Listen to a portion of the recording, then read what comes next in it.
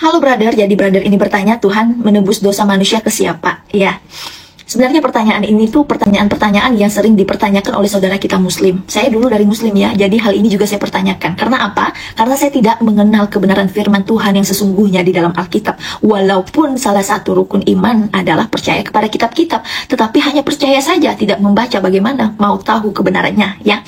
Jadi brother, bacalah Alkitab secara langsung. Jadi biar brother bisa mengerti. Kiranya Tuhan juga memberi pengertian akan hal itu. Yang penting brother tidak mengeraskan hati untuk menerima firman Tuhan yang benar ya.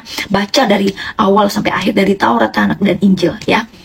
Jadi Allah itu adalah Allah yang adil. Allah yang adil itu harus menghukum dosa. Apa yang telah Ia firmankan di dalam firman-Nya, apa yang telah Ia nyatakan yang keluar dari firman-Nya harus dinyatakan, harus dilakukan, tidak dapat dibantah ya. Hanya manusia yang dapat menarik kata-katanya, kalau Allah tidak ya saudara ya. Dan Allah juga kasih ya, karena kasihnya Dia mau menyelamatkan manusia, Dia mau mengampuni dosa-dosa manusia. Nah, bagaimana kasih dan adil itu dapat dipersatukan? Nah, sebelum itu ya, manusia pertama yaitu Adam jatuh ke dalam dosa ya. Dosa itu melalui dosa yang dilakukan Adam, semua manusia lahir dalam dosa ya. Jadi Allah berfirman di dalam Kejadian 2 ayat 17, jika engkau makan buah ini pastilah engkau mati. Nah, karena ketidaktaatan Adam di dalam ia melanggar firman Allah, ketidaktaatannya memakan buah larangan itu, ia berdosa dan dosa itu mengakibatkan kematian ya. Nah, Allah yang adil tadi, Ia harus menghukum dosa. Nah, upah dosa tadi adalah kematian. Nah, Allah yang kasih, Dia mau. Allah yang besar kasihnya kepada manusia itu mau mengampuni dosa manusia itu. Tetapi Dia juga tidak bisa melakukan itu. Karena apa? Karena Allah yang adil ini juga harus menghukum. Nah, bagaimana kasih dan adil itu dapat dipersatukan? Dia menjanjikan Mesias yang adalah rohnya sendiri mengambil rupa manusia, yaitu Yesus Kristus, agar dapat mati bagi dosa, bagi pendamaian dosa-dosa manusia ya. Jadi kasih dan adil itu dapat dinyatakan melalui pengorbanan Yesus Kristus di kayu salib. Jadi setiap siapa yang percaya kepadanya tidak binasa, melainkan beroleh hidup yang kekal di surga. Pertanyaan ini adalah pertanyaan yang sama di video yang sebelumnya, di mana saudara ini bertanya, Tuhan Yesus menebus dosa manusia ke siapa? Kan Yesus Tuhan gitu ya. Jadi saudaraku, manusia itu tidak dapat menolong dirinya sendiri dari dosa. Makanya dia perlu Allah untuk menolongnya. Dan hanya Allah yang dapat menolongnya saudaraku ya. Allah jika berfirman, firman itu harus dinyatakan ya. Makanya saat Ia berfirman kepada Adam, jika engkau makan buah ini pastilah engkau mati, di dalam Kejadian 2 ayat 17. Pada akhirnya apa? Adam tidak taat, Adam melanggar. Adam memakan buah larangan itu sehingga dia jatuh ke dalam dosa, dan dosa itu mengakibatkan kematian. Nah, makanya untuk menembus dosa itu harus dengan kematian. Tidak dapat berbuat baik, beramal, beribadah, tidak bisa, harus dengan kematian. Itulah firman Allah, dan firman itu harus dinyatakan. Jadi kalau kita berpikir, kan Allah bisa aja langsung mengampuni, itu pikiran kita. Kalau Allah menyatakan sesuai dengan pikiran kita, berarti Dia ingkar janji, Ia tidak sesuai dengan firman-Nya. Sedangkan kita tahu bahwa Allah jika berfirman, firman itu pasti dinyatakan saudaraku ya. Allah itu Allah yang adil ya. Allah yang adil itu harus menghukum dosa saudaraku ya. Jadi Allah itu juga Allah yang kasih, bukan Allah yang adil aja. Kita tahu Allah Pak Maha Pengampun ya, Allah pengasih. Dia mau mengampuni dosa-dosa manusia yang diciptakannya serupa dan segambar dengan Dia yang Ia kasihi. Namun kasih ini tidak bisa bertentangan. Karena apa? Dia harus juga melakukan keadilan itu, menghukum setiap dosa. Nah, kasih dan adil ini dapat Allah nyatakan melalui pengorbanan Yesus Kristus saudaraku ya. Jadi hukuman dari setiap dosa adalah kematian. Nah, jadi untuk menebus dosa harus dengan kematian. Nah, untuk menebus dosa hanyalah Dia yang kudus. Yang kudus hanyalah Allah. Makanya Allah berinisiatif untuk menebus dosa manusia. Dan inisiatif itu harus dilakukan oleh Allah itu sendiri. Makanya Allah menjanjikan Mesias, yaitu Yesus Kristus, untuk menjadi pendamai bagi dosa-dosa manusia. Nah, untuk menebus dosa harus ada yang dikorbankan, dan Yesuslah menjadi korban itu, yang menjadi pendamai itu saudaraku. Nah, makanya Yesus berasal dari Roh Kudus ya. Karena untuk menebus dosa tadi apa? Harus yang tidak berdosa, yang tidak bercacat, tidak bercela, yang kudus hanyalah Allah.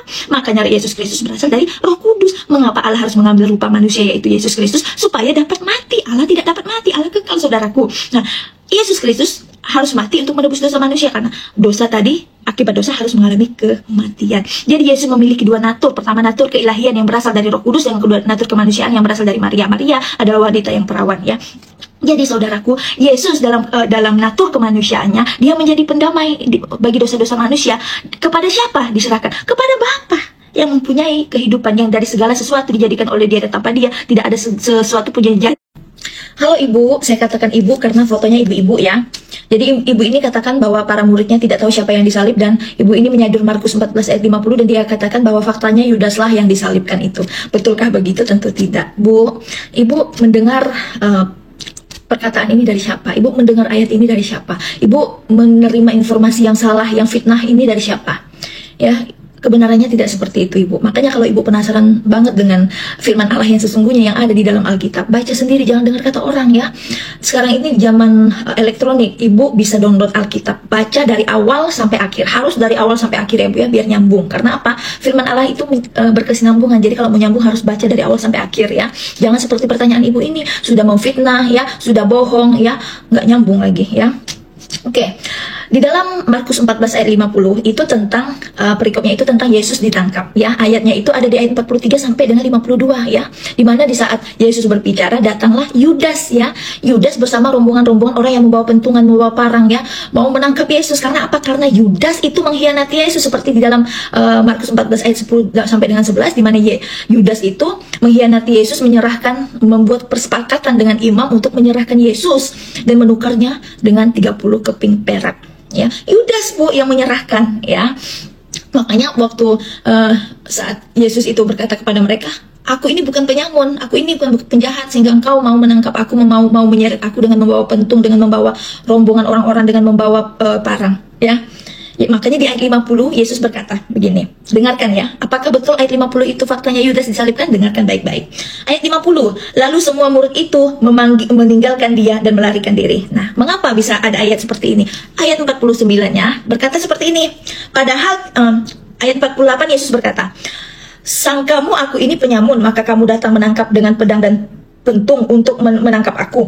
Padahal tiap-tiap hari aku ada di tengah-tengah kamu mengajar di bait Allah, dan kamu tidak menangkap aku. Tetapi haruslah digenapi yang tertulis dalam kitab suci. Lalu semua murid itu meninggalkan dia dan melarikan diri. Maksud di ayat ini ya, saat Yesus ditangkap ya, murid-murid itu meninggalkan dia ya. Genaplah apa yang dikatakan di dalam tertulisan para nabi. Begitu Bu ya. Ini waktunya nggak cukup, kita lanjut ya Bu ya. Penasaran ya Bu ya? Lanjut kita Bu.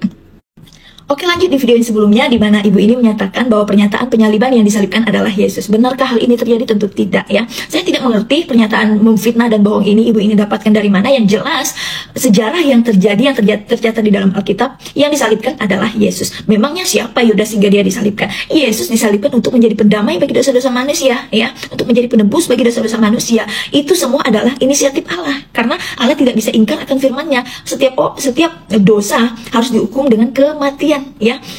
Jadi dosa dapat ditebus hanya bagi Dia yang kudus ya. Yang kudus hanyalah Allah. Makanya Mesias yang dijanjikan itu berasal dari Roh Kudus ya. Roh Kudus adalah Allah itu sendiri, mengambil rupa manusia, yaitu Yesus Kristus. Supaya apa? Supaya dapat mati. Karena akibat dari dosa itu adalah kematian. Karena Dia datang ke dunia untuk menebus dosa manusia, Dia harus mati. Begitu.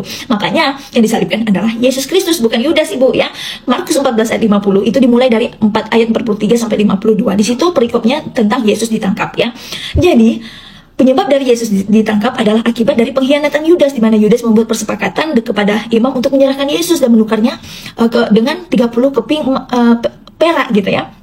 Hal ini pun sudah diketahui Yesus sebelum terjadi. Makanya di ayat 18 ya, Yesus berkata pada saat itu mereka sedang makan bersama, di situ juga ada Yudas ya. Yesus berkata, sesungguhnya seseorang di antara kamu akan menyerahkan aku. Yesus sudah tahu dan hal itu memang harus terjadi. Memang Yesus harus diserahkan dan harus disalibkan untuk menebus dosa ya. Di ayat 21 Yesus berkata, Anak manusia memang akan pergi sesuai dengan yang ada tertulis tentang Dia ya. Tetapi celakalah orang yang oleh karenanya Anak manusia itu diserahkan. Celakalah siapa yang menyerahkan Yudas. Dan akhirnya apa? Yudas celaka. Kita lihat, akan dibahas berikutnya ya. Jadi pengkhianatan Yudas itu dapat dilihat di Injil Matius, Markus, Lukas, Yohanes. Salah satunya ya di Matius pasal 27 ayat 3 sampai 5, di mana di situ Yudas yang menyerahkan Yesus akhirnya merasa bersalah, dan dia akhirnya berkata bahwa menyesal. Kenapa? Karena dia tahu bahwa Yesus akan dihukum mati dan Yesus itu tidak bersalah, dan akhirnya dia membalikan uang 30 keping perak itu kepada para imam, dan para imam itu berkata, apa ini urusanmu, bukan urusanku. Jahat sekali para imam itu ya. Nah, dan di ayat 5 akhirnya apa? Genap yang dikatakan di ayat 21 itu, celakalah yang menyerahkan dia. Pada akhirnya apa? Yudas itu membunuh dirinya, menggantung dirinya sendiri ya.